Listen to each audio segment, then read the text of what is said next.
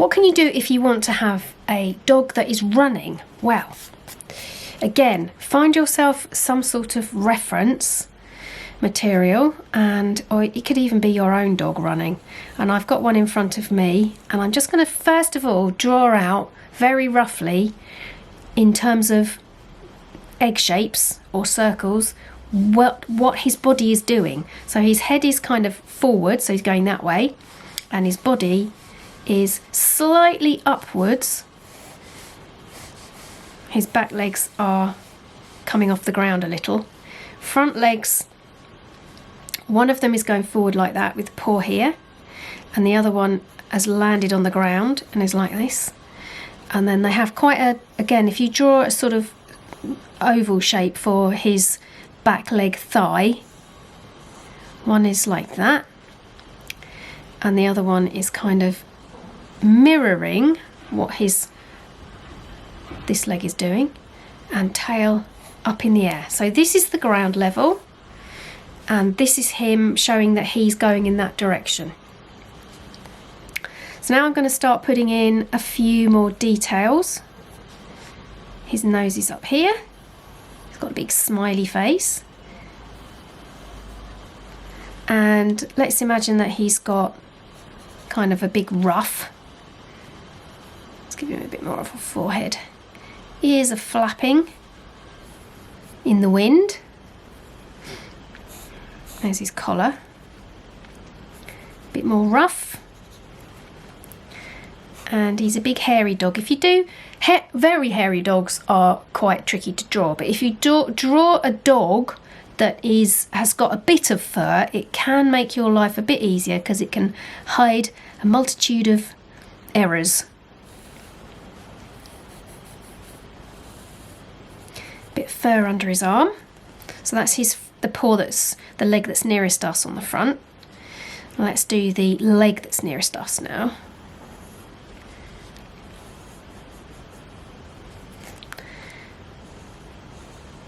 Like that. And a bit of fluff under his belly.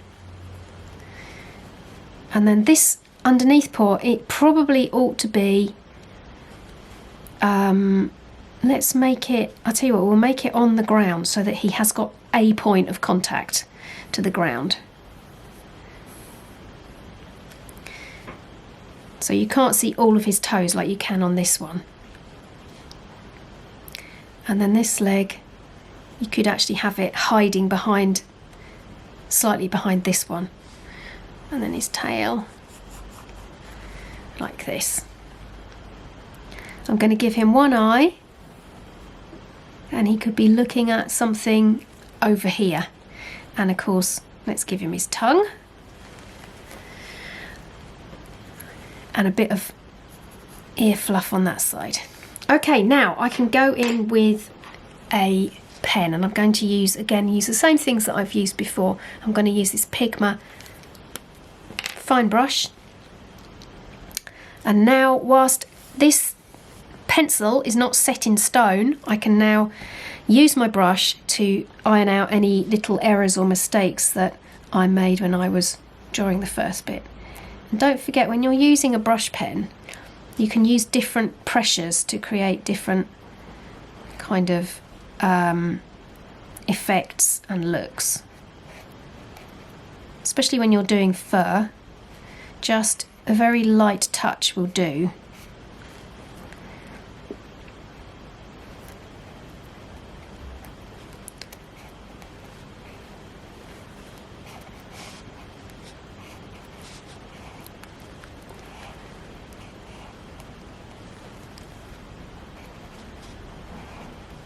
Actually, I can have his foot up, showing up the back there.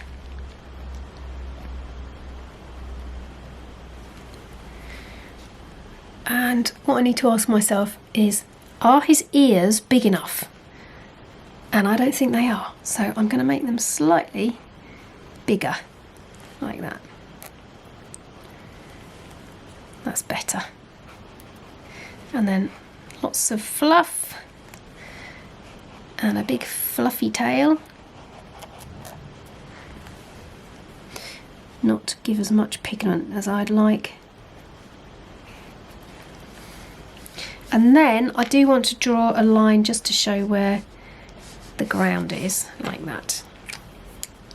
Oh, and the other way to show that something is moving, of course, is to give it a couple of little lines like that. Show that he's whizzing that way. I'm going to leave this for a few minutes to dry and then rub out the lines and we'll do some colouring. Okay, so I've rubbed the lines out and I've chosen a few colours, and I've decided at this time to use the Crayolas just to show you what they can do. I've chosen a brown for his fur, so he's going to be brown all over, not splodgy. Something for the ground, pink for his tongue, and I'm going to give him a blue eye. So this one is going to be much more colourful than the last one. Now the first thing that I really need to think about is where to start, because once you start you need to move fairly quickly. I have got the blending brush just in case I need to use it. I'll keep that just nearby, and I'm going to start with his head. I'm going to do up as far as his collar because there is a natural break there where I can stop for a moment and review what's going on. I'm going to make sure I'm very careful going around his eye and around his tongue, and let's go.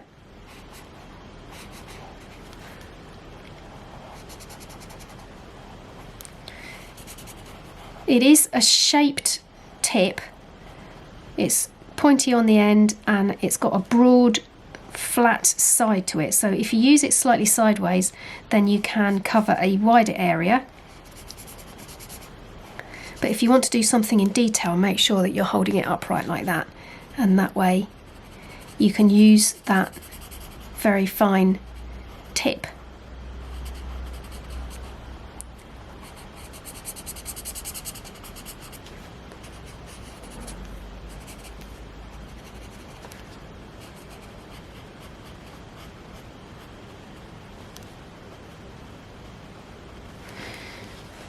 Okay.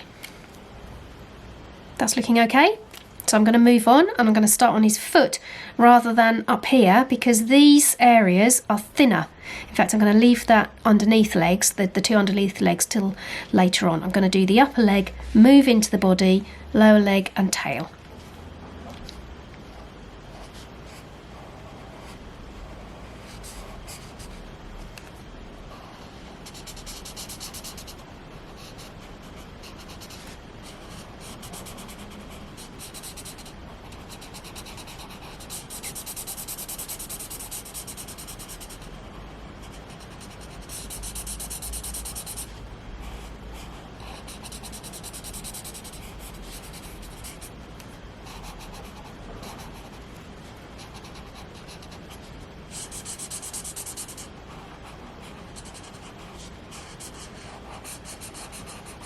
Might just leave the end of his tail white actually, just give it a little bit of extra interest.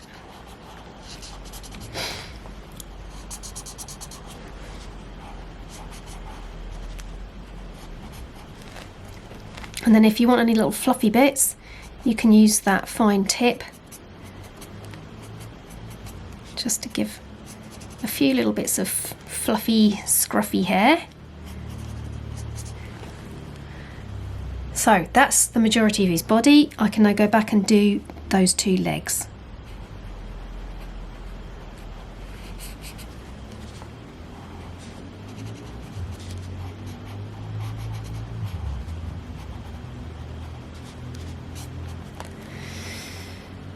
Okay. I'm going to make sure that I leave that just for a moment to dry because I can still see it's patchy where it's not quite dried. But what I can do is just give a lick of green across the bottom here to show where he's running. So he's in the park. Careful not to get it on the brown of the fur.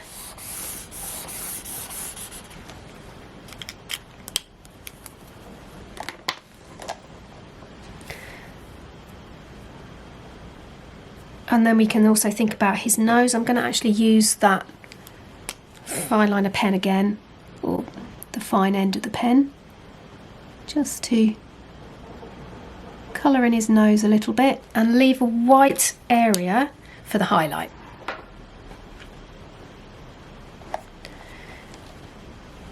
Okay, I'm feeling brave. I'm going to do the tongue. So this is the pink. Now, the Crayola Super Tips, as great as they are, they don't do a really brilliant range of pinks for some reason. So come on, Crayola. Get your pinks into gear. This is the best one that I could find for a tongue.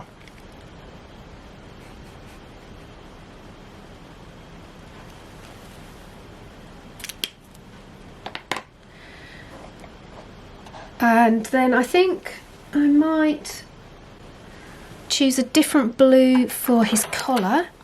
So this one is more like a royal blue. That's quite, yeah, that is quite a bright-ish blue. So I won't give too much to that area because I don't want that to be the focus. I think we're ready now to do his iris. So wish me luck.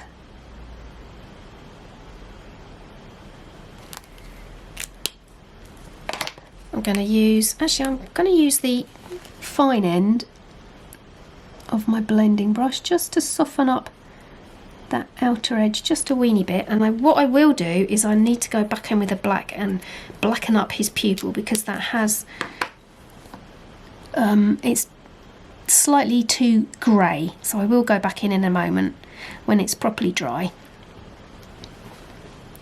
And to show that the tail, I haven't just accidentally missed doing that. What I'm going to use is what colour should we use? Let's use a little bit of grey.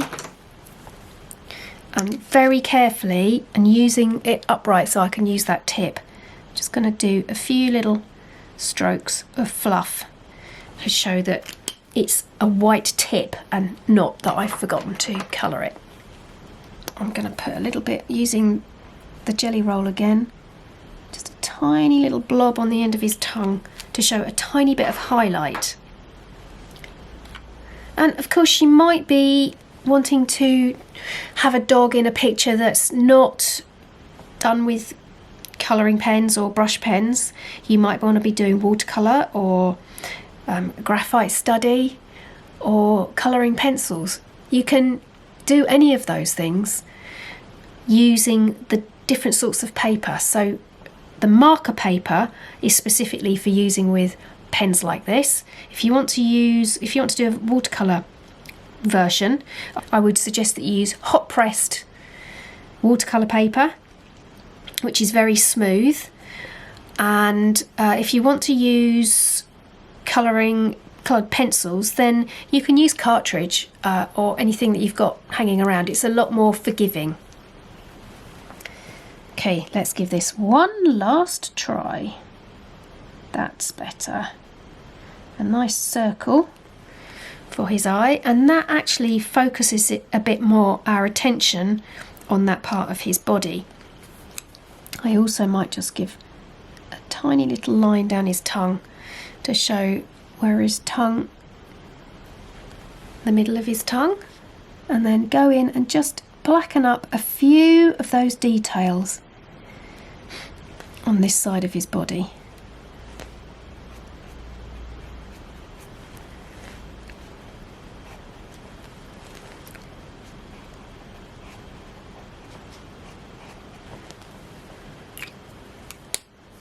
Great, well, okay, I'm pretty pleased with that.